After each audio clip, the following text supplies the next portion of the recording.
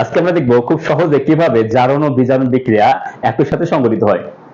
যেখানে আমাদের ধনাত্মক চার্জের পরিমাণ বাড়বে সেটা হবে আমাদের জারণ, এবং যেখানে ধনাত্মক চার্জের পরিমাণ কমবে সেটা হবে আমাদের বিজারণ।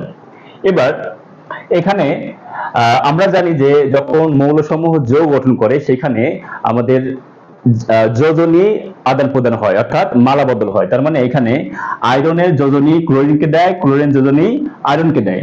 তার মানে এখানে আয়রনের জারণ -+2 এবং এখানে ক্লোরিনের -1।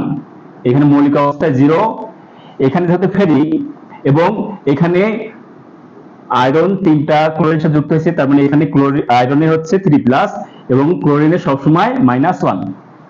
তবে ধনাত্মক চার্জ কার বাড়ছে? ধনাত্মক চার্জ বাড়ছে হচ্ছে আমাদের আয়রনের, এবং ধনাত্মক চার্জ কমছে কার? 0 থেকে -, তার মানে ধনাত্মক কমছে ক্লোরিনের। তার মানে এখানে হচ্ছে আমাদের জারণ, এটা হচ্ছে আমাদের বিজারণ।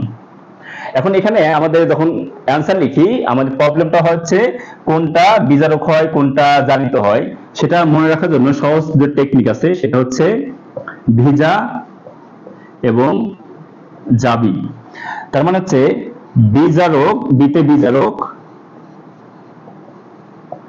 আর বর্গীতে জারিত। তার মানে বিজারক জারিত হয়। এখানে জাবিতে জারক কি হবে? বিজারিত হবে। এবার খুব সহজে কোনটা জারিত হবে কোনটা বিজারিত হবে আমরা বুঝতে পারবো।